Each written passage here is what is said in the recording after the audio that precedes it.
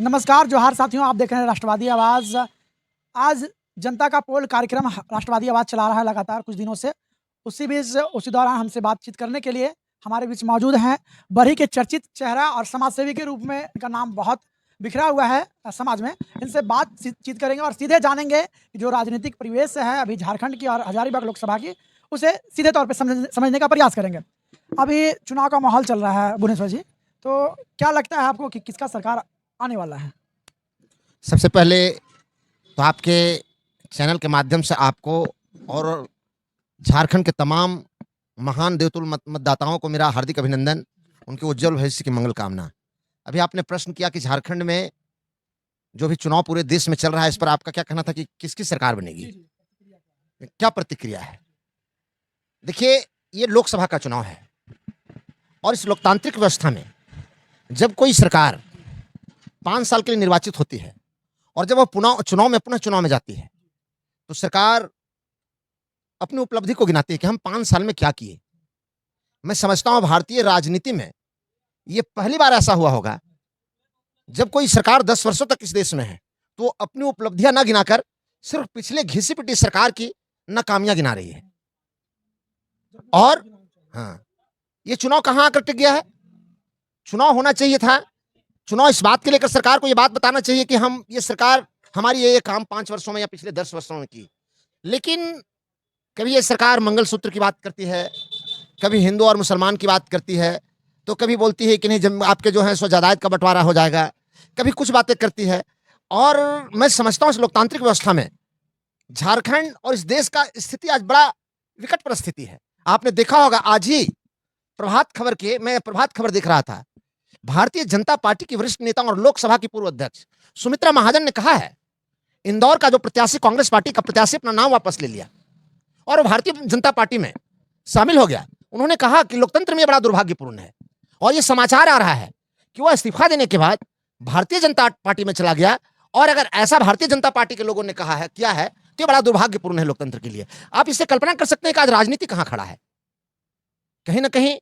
बड़े नेता इसको ये कहते हैं कि आज यहां कहीं ना कहीं आपातकाल की स्थिति है, लेकिन मैं समझता हूं कि जो आज परिस्थिति है, आपने देखा होगा, कल ही मैंने एक बयान दिया जब देवेंद्रनाथ महतो को, झारखंड में देवेंद्रनाथ महतो को जो प्रत्याशी जेबी केसेस के प्रत्याशी के तौर पर, जेएलकेएम के प्रत्याशी के तौर पर अपना नामांकन पर्चा दाखिल करने गए। एक सवाल और रहेगा इस बीच कि अभी झारखंड में बहुत उभरता हुआ चेहरा जयराम महतो है, उनके द्वारा संगठन बनाया गया जेबी केसेस। उनके विभिन्न लोकसभा क्षेत्र पर उनके प्रत्याशी उतारे गए हैं मैदान में, लेकिन मैदान से उतरने से पहले उन पे एफआईआर का कॉपी निकाल दिया जा रहा है। तो उनके नामांकन जो दिन तारीख रहती है उससे पहले कार्रवाई करवा दिया जा रहा है। क्या लगता है कि लोकतंत्र का हनन है क्या? मैं तो यही बात आपको कह रहा था। आप देखेंगे चंदन जी कि डॉक्टर राम मनोहर लोहिया, महान समाजवादी लीडर, कहा करते थे कि अगर संसद सोना हो जाएगा तो संसद आवारा हो जाएगा, अगर सड़क सोना हो जाएगा तो संसद आवारा हो जाएगा। आज लोकतंत्र में जो सबसे मजबूत कड़ी है, जब कोई सरकार, कोई प्रशासक निरंकुश हो जाए तो उसका विरोध करने का प्रक्रिया था कि हम प्रदर्शन करेंगे, उसके विरुद्ध हम आवाज बुलंद करेंगे। और जयराम महतो, संजय मेहता, देवेंद्रनाथ महतो, मोतीलाल महतो, इन सारे लोगों ने पिछले वर्ष जो कई यहाँ, चाहे वो विधानसभा का घेराव हो, चाहे कई जो आपके एग्जाम हो रहे थे उसमें जो पेपर लीक का मामला हो, या स्थानीय और नियोजन नीति का मामला हो, इन सारे मसलों को लेकर जब वो आंदोलन कर रहे थे, उन पर केस कर दिया गया और इस बात की भी जानकारी नहीं दी गई कि आप पर एफआईआर कर दिया गया। जब वो नामांकन करने जा रहे हैं, बड़ा गुपचुप तरीके से एफआईआर में चार्जशीटेड करके उन्हें गिरफ्तार करने का प्रयास किया जा रहा है। और ये प्रयास जो किया जा रहा है, आंदोलनकारियों को प्रयास किया जा रहा है गिरफ्तार कर, वो ये प्रयास है कहीं ना कहीं दुर्भाग्यपूर्ण है। वो चाहते हैं कि चुनावी प्रक्रिया में नहीं जाए, और अगर ये चुनावी प्रक्रिया में अगर ये निर्वाचित होकर सदन में चल जाएंगे तो कहीं ना कहीं अपनी आवाज बुलंद करेंगे। लोगों का जो जनहित का मसला है, चाहे झारखंड का हो या इस देश में जो मसला है, उस पर वो मुखर होकर वहां बात रखेंगे। तो ऐसे आंदोलनकारियों को रोकने का एक बहुत बड़ा घृणित प्रयास है और यह इस लोकतंत्र में बड़ा दुर्भाग्यपूर्ण है कि यह कहीं ना कहीं, चाहे वो सरकार में किसी का आलोचना, मेरी हैसियत भी नहीं है कि हम आदरणीय प्रधानमंत्री का व्यक्तिगत रूप से आलोचना करें, लेकिन यह कहने में तनिक गुरेज नहीं होगा, सुमित्रा महाजन का जो बयान आया है, यह कहने में तनिक हमें आपत्ति नहीं होगा कि कहीं ना कहीं ये जो सरकारें हैं, चाहे वो राज्य सरकार हो, चाहे वो केंद्र की सरकार हो, वर्तमान इन लोगों ने मिलकर आंदोलनकारियों को चुनावी प्रक्रिया से अलग रखकर ये प्रयास किया जा रहा है कि आम लोगों के बीच से कोई नेतृत्व न उभरे, और इस दिशा में कदम बढ़ रहा है कि किसी पूंजीपति घराने से या किसी राजनीतिक घराने से नेतृत्व उभरे और वही लोग सत्ता में जाएं और सिर्फ जनता के सवालों को छोड़कर वो अपने वैभव के लिए, अपने समझिए धन उपार्जन का एक साधन बना दिया गया है राजनीति को। तो मैं समझता हूं कि ये जो कार्रवाई हो रही है बड़ा दुर्भाग्यपूर्ण है, और ये समय आ गया है जनता को मैं समझता हूं वो जेल में डालकर उनके शरीर को तो कैद कर सकते हैं,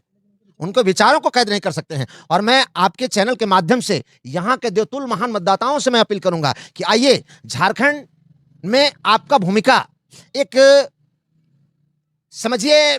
जागरूक मतदाता के रूप में होना चाहिए कि ताकि आपकी आने वाली पीढ़ियां जब ये कहेंगे, जब लोकतंत्र में लोगों को आवाज देने पर, आंदोलन करने पर रोका जा रहा था, और जब चुनाव आया था तो आपका भूमिका कहां था, आपकी भूमिका क्या थी, तो आपको यह कहने में शर्म नहीं हो कि जब ऐसे नेताओं को, आंदोलन करने वाले उभरते हुए नौजवानों को रोका जा रहा था, तो मैं भी उनके साथ कदम में कदम मिलाकर चल रहा था, और अपने मत के माध्यम से यह तय कर रहा था कि इन आंदोलनकारियों को आप तो रोक सकते हैं, पर उनके विचारों को रोक नहीं सकते, उनके विचारों के प्रवाहों को नहीं रोक सकते, और निश्चित रूप से मैं उसके साथ हूं, और सदन में जाने से उसे रोक नहीं सकते हैं। कहीं ना कहीं आपका विचारधारा जेबी केसेस से मिलता जुलता है,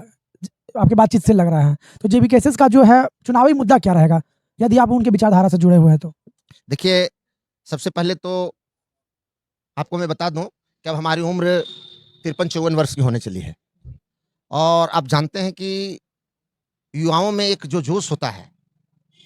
उसका अगर सही मार्गदर्शन किया जाए तो राष्ट्र निर्माण में एक अलग भूमिका निभा सकते हैं। और जयराम महतो और संजय मेहता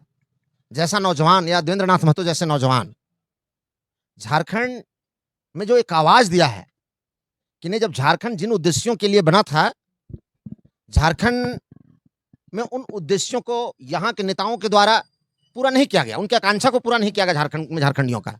तो मेरा दायित्व बनता है कि हम आगे बढ़कर आंदोलन करें और जनता को जगाएं। उन लोगों ने जगाया है, तो मैं समझता हूं कि मेरी, अभी मैंने आपको कहा ना कि जब हमसे हमारा आने वाला पीढ़ी पूछेगा कि आप उस वक्त कहाँ थे, तो मुझे यह कहने में शर्म नहीं हो कि मैं उन नौजवानों के साथ नहीं था, बल्कि मैं गर्व से कह सकूं कि वो जब वो नौजवान आगे बढ़े थे तो मैं भी उनके साथ सहयोग कर रहा था, और मैं उसको साथ दे रहा था ताकि झारखंड में झारखंडियों का, जो झारखंडी जनमानस का जो हक और अधिकार है, वो स्थानीय नीति, नियोजन नीति उनको बेहतर कैसे, एक विस्थापन और पुनर्वास की नीति उनके लिए बने, कैसे बेहतर उनके लिए स्थानीय नीति बने, कैसे उसके लिए बेहतर नियोजन नीति बने, उसका मैं साथ दे रहा था। हर जो राजनीतिक चुनाव लड़ता है, राजनीतिक पार्टी रहता है, या फिर जो निर्दलीय प्रत्याशी रहते हैं, वो अपना मैनिफेस्टो जनता के बीच रखते हैं। तो यहाँ से हजारीबाग से संजय मेहता है, उनका मैनिफेस्टो क्या है, कुछ बताएं जनता को। देखिए, कुल मिलाकर संजय मेहता हो या जयराम महतो हो या देवेंद्रनाथ महतो हो, देखिए ठीक है, आज वो निर्दलीय तौर पर अपना नामांकन पर्चा दाखिल किए हैं, लेकिन उन लोगों ने एक पार्टी बनाई है जिसका नाम है झारखंड लोकतांत्रिक क्रांतिकारी मोर्चा। उसका रजिस्ट्रेशन तो हुआ, पर उसको सिंबल नहीं मिल सका, और एक हमको राजनीतिक पार्टी का दर्जा नहीं मिला है। लेकिन अगर सच कहा जाए तो कहने का हम निर्दलीय प्रत्याशी वो लोग हैं, लेकिन कहीं ना कहीं उनका एक विचारधारा है, और विचारधारा है कि जो झारखंड खनिज संपदा से इतना संपन्न है, जो पूरे हिंदुस्तान को 40% जो है अपना राजस्व देता है, वहां आज भी झारखंड की स्थिति यह है कि यहाँ आपने सुना होगा, आए दिन झारखंड बनने के बाद सिमडेगा की एक बच्ची का मौत भूख से हो जाता है, यहाँ के नौजवान बेहाल हैं, और झारखंड इतना संपन्न होने के बाद भी यहाँ के युवाओं को पलायन होना पड़ा है, रोजगार के खोज में उनको पलायन की समस्या बढ़ी है, और आप देखेंगे कि लोग जो जहां वहीं परेशान है। ये बेहतर पुनर्वास और विस्थापन नीति नहीं होने के चलते आज यहाँ की जमीनें ले ली जा रही, बड़े बड़े उद्योगपतियों के द्वारा। सरकार मुखदर्शक है, उन लोगों के साथ खड़ी वो देते हैं। अभी हाल के दिनों में देखे होंगे आप, सुप्रीम कोर्ट, माननीय सर्वोच्च न्यायालय के आदेश के बाद जो इलेक्ट्रल बॉन्ड उजागर किया गया, आप देखेंगे कैसा खेल हुआ उस पर। बड़ी बड़ी जो कंपनियां उन्हें इलेक्ट्रल बॉन्ड खरीद रही है, और यहाँ झारखंड में आकर उनको मनचाहा जमीन दे दी जाती है। लोगों को औने पौने जमीन जो है जनता को डरा कर दिया जा रहा है। इन आंदोलन, इस जो घृणित प्रयास से किया जा रहा है, उसका इन नौजवानों ने विरोध किया और एक आंदोलन खड़ा किया है, और उन्हें लगा है कि हम सड़क में कितना दिन तक आंदोलन करेंगे। ये आंदोलन आज कर रहे हैं, लगातार इन पर एफआईआर हो रहा है। कहीं ना कहीं आप जानते हैं कि इस लोकतांत्रिक व्यवस्था में जनता अपनी बात सीधे तौर पर सदन में नहीं रख सकता, चाहे वो विधानसभा हो, चाहे लोकसभा हो, चाहे वो राज्यसभा हो या विधान परिषद हो। खैर, झारखंड में विधान परिषद तो नहीं है, लेकिन तो जब नहीं रख सकती है तो एक कहीं ना कहीं हमको अपना नुमाइंदा चुनना होगा। और तब इन नौजवानों ने तय किया, हम लोगों ने सलाह दिया कि नहीं, आपको चुनावी प्रक्रिया में आना होगा, और इसीलिए ये लोग चुनावी प्रक्रिया में आए हैं। और अगर निश्चित रूप से इन लोगों के यहाँ देवतुल महान मतदाता निर्वाचित करके भेजती है, तो मैं आपको बता दूं कि आपको कहीं ना कहीं झारखंड, आज आप देखते होंगे कि कोई अगर पंजाब का किसान एमएसपी को लेकर आंदोलन करता है, तो आप देखते हैं कि उस संदर्भ में जो एक कैबिनेट की बैठक होती है। कहीं कोई छोटा सा मामला अन्य प्रदेश में होता है, तो वहां के नेताओं के द्वारा संसद में अपनी बात मजबूती से रखता है, और उसमें कैबिनेट की बैठक होती है। लेकिन आप देखेंगे झारखंड के मसले पर, झारखंड में यहाँ भूख से लोगों की मृत्यु हो जाती है, लोगों की जमीन छीने जा रहे हैं, लोग बेहाल हैं, लोगों को रोजगार नहीं मिल रहा है। यहाँ जो परीक्षाएं हो रही है, बार बार परीक्षा से पहले कॉपियां लीक हो जाती है। यहाँ का नौजवान जो है, पढ़ा लिखा नौजवान, अब समझिए निराशा भरा जिंदगी जी रहा है। ऐसे में इन लोगों ने जो आवाज उठाया है, तो हम लोगों ने ये तय किया कि नहीं, हम लोगों को जनता के बीच जाना चाहिए और हमें चुनाव में जाकर अगर हमें जनता अपना समर्थन देती है, हमें निर्वाचित करती है, इन लोगों को निर्वाचित करती है, तो आपको मैं बता दूं, यहाँ का स्थानीय नीति, यहाँ का नियोजन नीति, यहाँ का बेहतर पुनर्वास और विस्थापन नीति, यहाँ के नौजवानों का रोजगार को लेकर, यहाँ का जो जो पलायन की जो माने समस्या है, इन सारे मसले जो हैं निश्चित रूप से सदन में गूंजेगा और ये राष्ट्रीय विमर्श का मामला बनेगा और सरकार को ये लोग बाध्य करेंगे। मुझे विश्वास है, आप जानते हैं संजय मेहता जैसा नौजवान, जयराम महतो जैसा नौजवान, देवेंद्रनाथ महतो जैसा नौजवान अगर जाएगा तो उस सरकार, चाहे सरकार जिसकी भी बने, अब तो जनता के हाथ में है, सरकार चाहे जिनकी बने, उस सरकार को बाध्य करेंगे अपने तर्क के माध्यम से उस सदन में जाकर कि वो कैबिनेट में इस बात के लिए बैठने के लिए बाध्य हो, कैबिनेट की बैठक करने के लिए बाध्य हो और झारखंड का जो मसला है, जो झारखंड बनने के बाद जो समस्या बढ़ा है, उसका समाधान का रास्ता ढूंढने के लिए बाध्य होना पड़ेगा। एक अंतिम सवाल रहेगा कि संजय मेहता प्रत्याशी, निर्दलीय प्रत्याशी के रूप में हजारीबाग से हैं, क्षेत्र में घूम रहे हैं, आप भी साथ में घूम रहे हैं, जनता का किस तरह से प्यार मिल रहा है आप लोगों को? देखिए, मैं आपको बता दूं कि सबसे पहले तो बड़ा सौभाग्य है कि हम लोग बरही विधानसभा से ताल्लुक रखते हैं और वो लड़का इसी बरही का मिट्टी में जन्म लिया और यहाँ से पढ़ लिख कर, आपको पता होगा कि जब यहाँ कोरोना काल की स्थिति थी तो 192 मजदूरों को वह हवाई जहाज से लाए, उनके प्रयास से 5000 से ऊपर जो बाहर रह रहे थे मजदूर, उनको सूखा राशन मिला। और मैं बता दूंगा आपको, आपने प्रशांत किशोर एक बहुत बड़े रणनीतिकार, उनके साथ 3 वर्षों तक वो काम किए हैं और समय समय पर संयुक्त राष्ट्र संघ के द्वारा ये सतत विकास की प्रक्रिया कैसे पूरी दुनिया में आगे बढ़े, उस पर उन्होंने भारत का नेतृत्व संजय मेहता जाकर किया है और वहां अपनी बात रखा है। इतना काबिल नौजवान, निश्चित रूप से उनको जो समर्थन मिल रहा है, आपको बड़ी ईमानदारी से अगर आप भारतीय जनता पार्टी के नेताओं से, भारतीय जनता पार्टी के कार्यकर्ताओं से अगर आप पूछेंगे तो आप देखेंगे रामगढ़, मांडू और बड़का गांव में कई ऐसा गांव है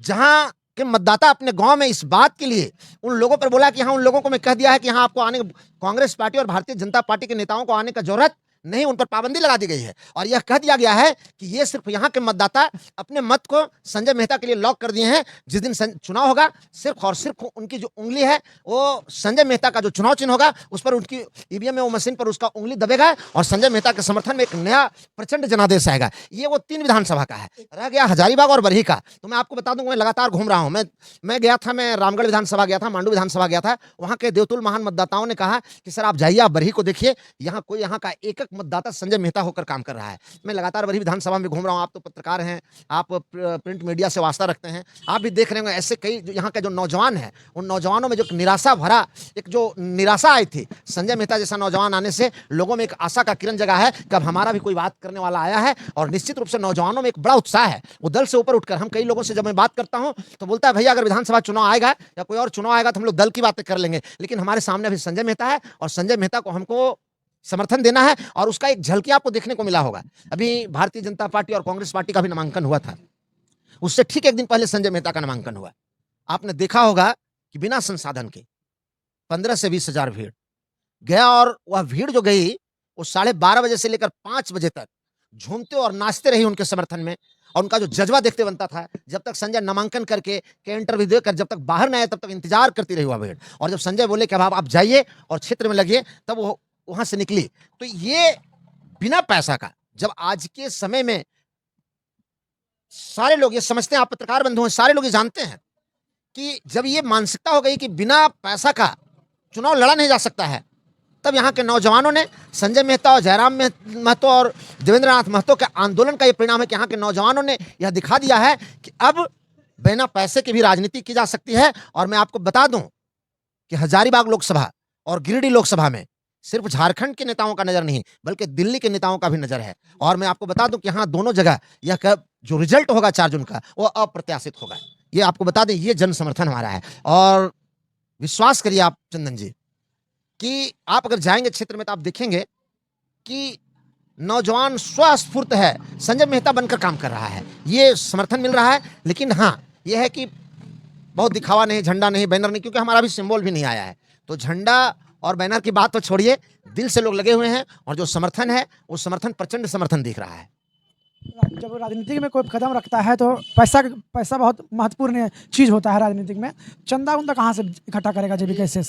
से चंदा? हम लोगों ने ग्रुप में एक अपना वो कोड डाले हैं, कई देख रहे होंगे लोग चंदा दे रहे हैं। अभी संजय मेहता घूम रहे हैं तो उनको कोई स्कॉर्पियो दे रहा है। कंपनी से आप लोग चंदा उंदा नहीं ले रहे हैं? आपको मैं बता दूं कि कंपनी से चंदा लेने की दूर बहुत माने ये तो कल्पना भी नहीं कर सकते हैं।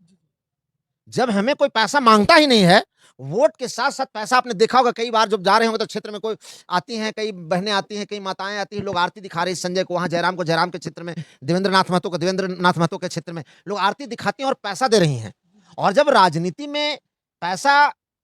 पहली बार ऐसा हुआ है झारखंड की राजनीति में इन 3 लोकसभा क्षेत्रों में कि जब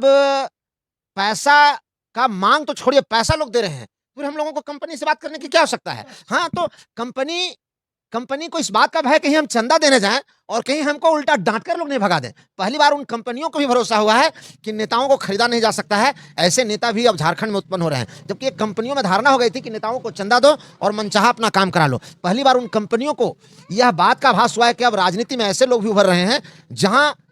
चंदा देने की बात सोचना भी एक अपराध है।